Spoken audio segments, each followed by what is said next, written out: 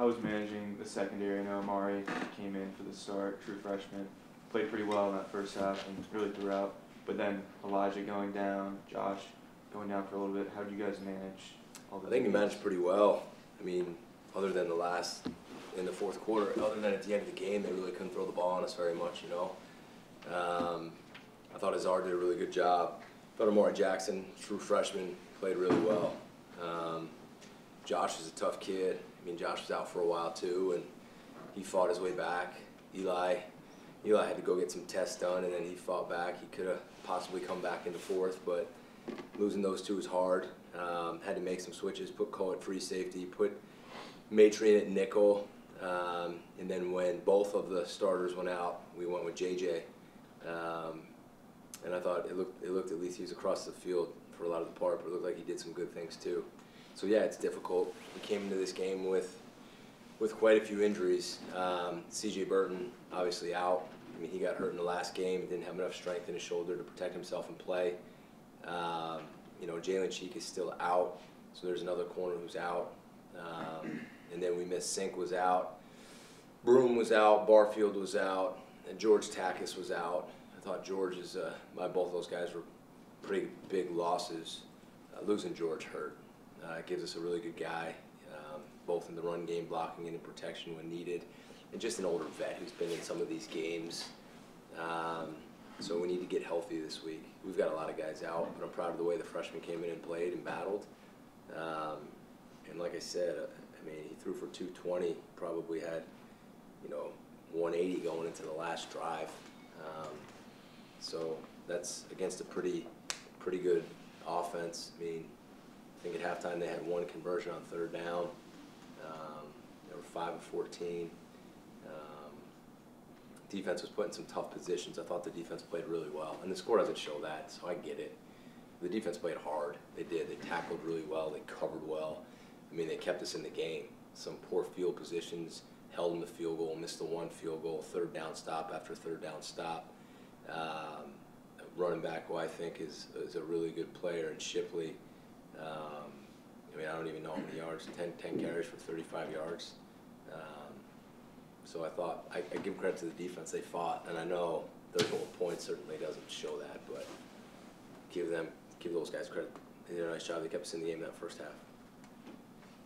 Great. Can you take us through some of the decisions in the first half on fourth downs? You decided to go for it on some, you decided to kick the field goal on others. Yeah, what were you and John talking about on those? It's where we are on the field and where we think with Connor. The ball was like on the 36 or 37. It's really the field goal range. We missed the first one, right? So then I start to be a little bit more aggressive on fourth down situations. So usually there's a yard line we feel about our field goal kicker. There's a down and distance when you're in 4 down territory. 4th and 1 is usually a go for me. Then it's 2 and 3 based on how you feel about the field goal. So that's what it really comes down to. You know, we got to make those kicks. You know, we had a chance. We came away. We intercepted the ball and came away with no points. And that's a field goal we need to make. And Connor knows that, and he'll get back at it. But we had opportunities. We did, and we kept the game really tight in that first half. And you know, we could have took advantage of it more. And that's what I said to the guys. I mean, there were too many mistakes. You know, we didn't convert on the 4th and 2 where I did go for it, right? Where they brought 2 off the edge and we ran the naked. We missed the field goal on the 1, like I said. We had the field goal blocked. Field position, the punt, we punted right down the middle of the field. The line drive, they returned it all the way, and that set up more points. But little things that we have to correct and get better at.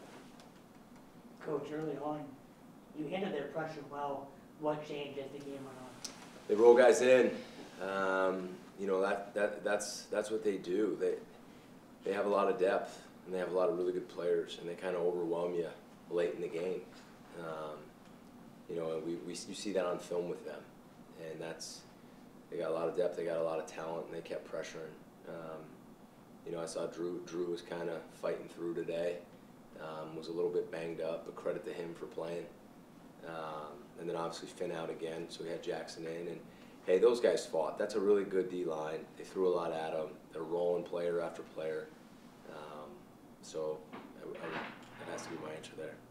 What are your thoughts on the atmosphere tonight? The atmosphere was incredible. From the time we walked in, to the time we drove in, to the Eagle Walk, to the fans, the students, appreciate it. I wish we could have given you a fight for 4 quarters, but it was awesome. It was awesome. They were great. Thank you. When you're preparing for a quarterback who, you know, last year throws more interceptions than touchdowns, what do you see this year in DJ's film that just sets him off the board a little bit more and gives him a little bit of an edge this year? I thought DJ's played better this year. He was 18 of 32 for 220. And like I said, I think going into that 4th quarter, he had about 180 yards. So he's probably like 18 high 20s for under 200. I think he's a good player. He sees it better. He's making quicker decisions. They're running him a little bit more. He had 12 carries for 76 yards. Again, the big one came in that 4th quarter. I think our guys did a really good job against DJ today. I know the bye week, you know, sometimes it comes at a good time, sometimes it comes at a bad time. Is this one coming at the right time for you guys, not only to get healthy, but to get things back on track? Well, I think it's about a week too late. We're really banged up, like really banged up.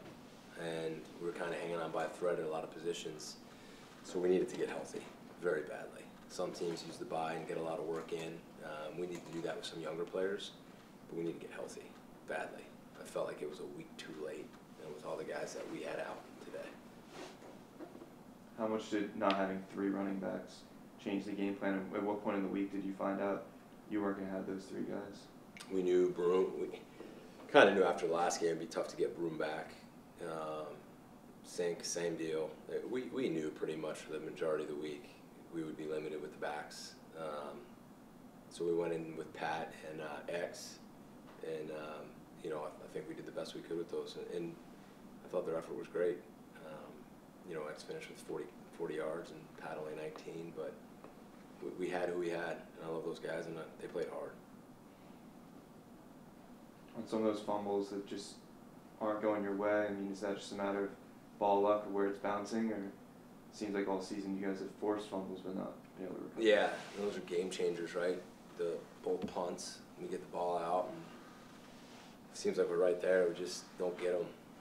Sometimes they come to you, sometimes they don't, and tonight they didn't, which, you know, could have changed the game, but we didn't get them, so it didn't. Anything else? You guys, anything else? Okay. All right, thanks a lot, guys. I appreciate it.